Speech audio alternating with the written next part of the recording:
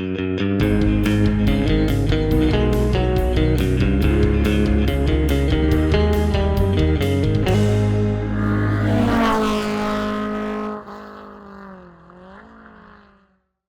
everybody, it's Charlie from Daily Motor, and today we've got the review of the 2020 Volkswagen Jetta GLI. This is the hot version of the Jetta compact sedan, packing 228 horsepower and 252 pound-feet of torque. And this one's made it up to the standard 6-speed manual transmission. Got it here in this pretty white color. It really allows those red sporty accents to pop.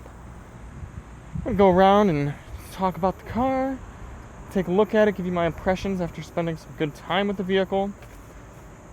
If you like what you see here, definitely hope you hit that subscribe button, like the video, and feel free to check out our other content on this Jetta.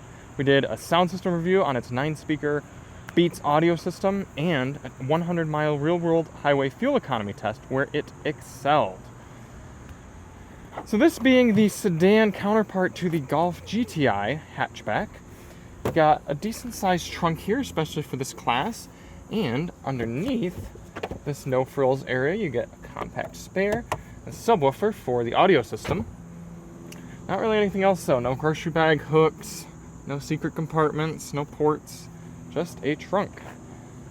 Very easy to open and close.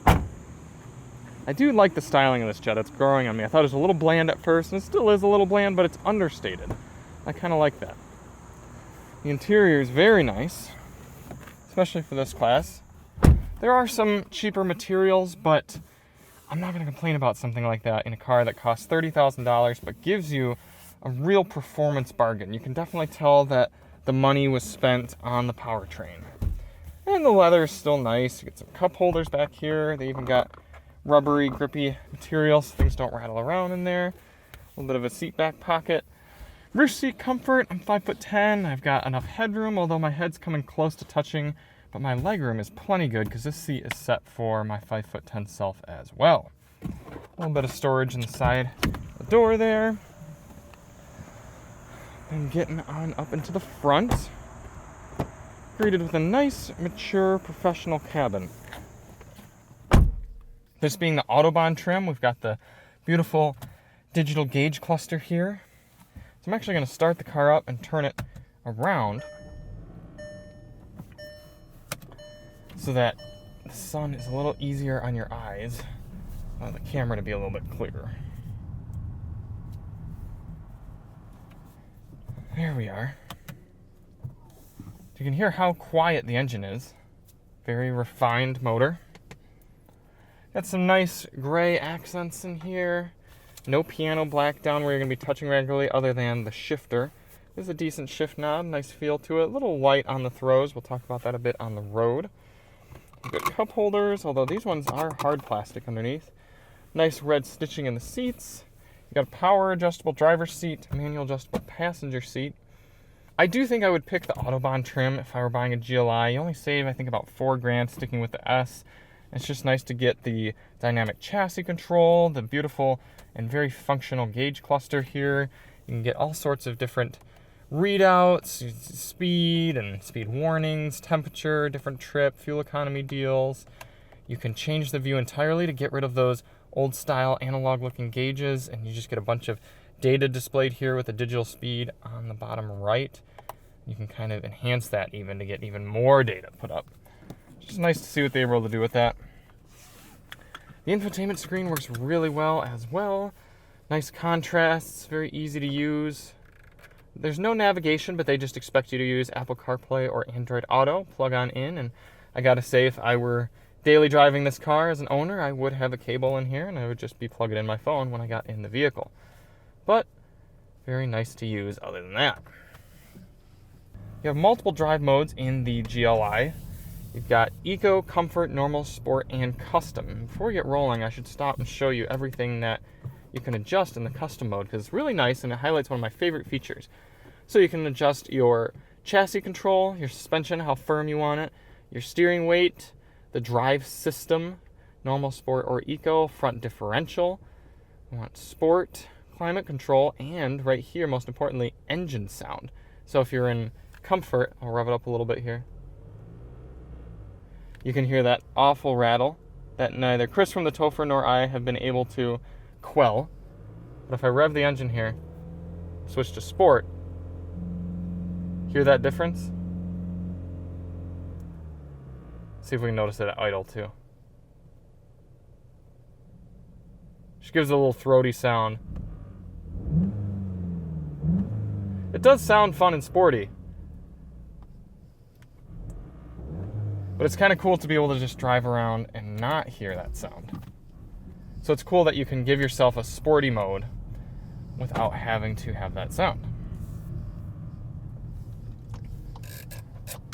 Nice manual HVAC controls here. You do have dual zone climate control.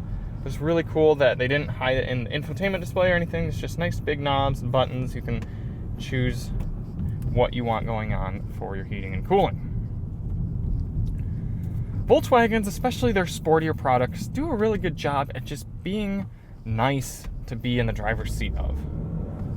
They're a little understated, they look mature, and they kind of drive that way as well, but you definitely get the sense that Volkswagen knows what they're doing. The only thing that's a little frustrating, we'll talk about this a little more as we're driving, but there's a good amount of rev hang here with the stock tune. And it just makes it a little bit harder to drive sporty with the manual transmission. And you can tell it's all for EPA tuning.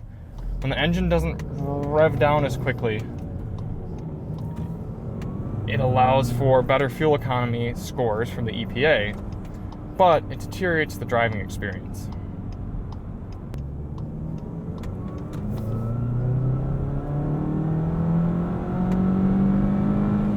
The gears are also really long. I can get up to 70 miles per hour in second gear. And that's not exactly hot hatch characteristic. Let's see how far up we go just in first.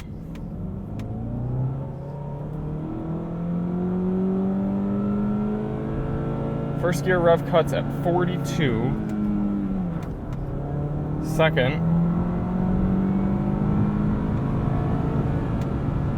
75. So, I don't know. It's just, you find yourself not getting to shift as often as you might like. I'm sure that has something to do with EPA as well, because with manual transmission cars, for the EPA test, they have to shift at certain intervals. So if they can change their shifting just a little bit, might score just that much better.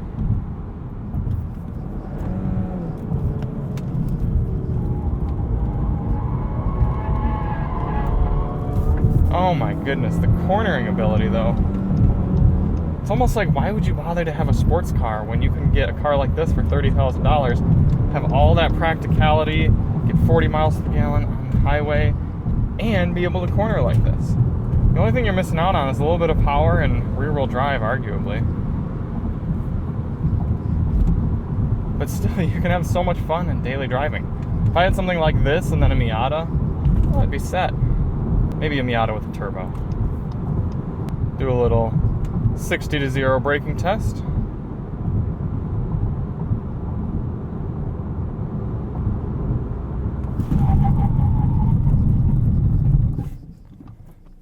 Quite good.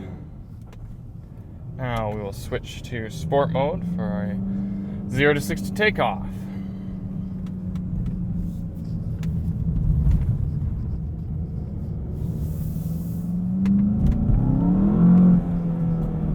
You can hear how much louder it is in sport, but that rev hang is still there.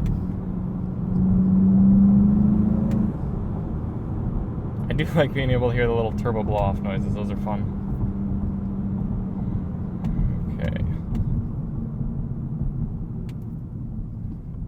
Smooth asphalt here.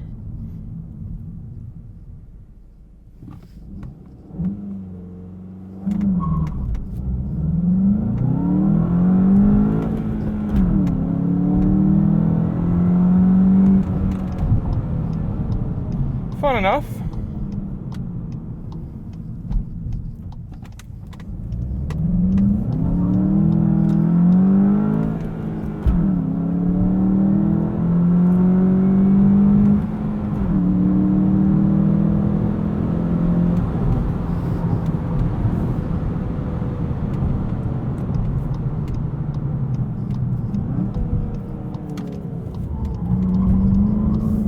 long gearing and rev hangs do make it a little bit tough for rev matching, but you can still get it down there. The pedal placement's really good.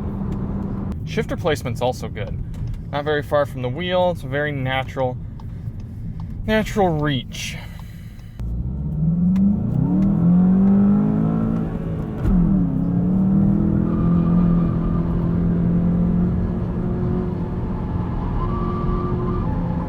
"60 miles per hour on that on-ramp's pretty good." Okay, let's get to comfort mode here. Or a little bit of highway. No adaptive cruise in the GLI Autobahn, but it's not a big deal for me. Down to 70 here. There is a little bit of extra wind noise than I would expect here. The Jetta, you just can hear it coming around the mirrors. Road noise is certainly adequate for the class, though. In that highway fuel economy test, I wasn't too bothered by the end. Overall, it's a really comfortable ride. Even with the 3 different chassis suspension modes, comfortable in all 3 of them. None of the bumps filtered through too harsh. It's a really mature car. I compare this to the Civic Si that we had months ago. Civic Si definitely evokes a bit more emotion. It feels like a more playful car. It feels like more look at me, sort of hot hatchy, hot sedan, hot coupe sort of car. But the GLI really shows that I like to have fun, but I also know how to keep down a stable income. And you definitely feel like you're getting more than you are with the Civic. The Civic feels like it's a starter car that you'll own for a while, and then once you grow up, you'll get something else. This could be a great car for anybody. Shifter isn't quite as good as it is in the Civic, though.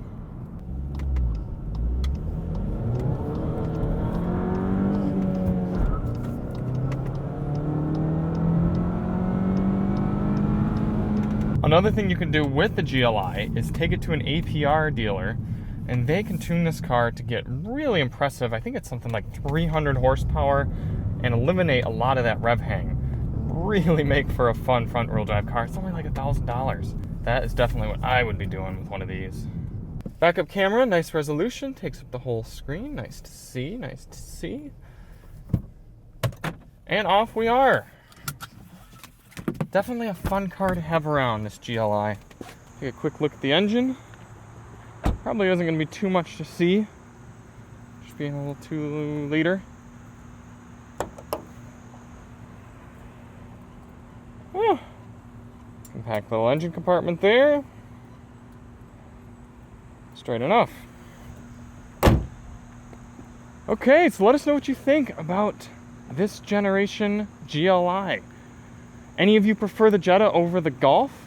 I know I, for one, would certainly be getting a GTI. The GTI is one of my favorite cars on the market. But I know some people just prefer that sedan look, and it's the car for them. So, good on Volkswagen for keeping with it. Thank you all so much for watching. If you liked the video, hit that subscribe button, like, all those good things. Check out our other content. And we'll see you on the next one. I'm Charlie from Daily Motor, and as always, drive on.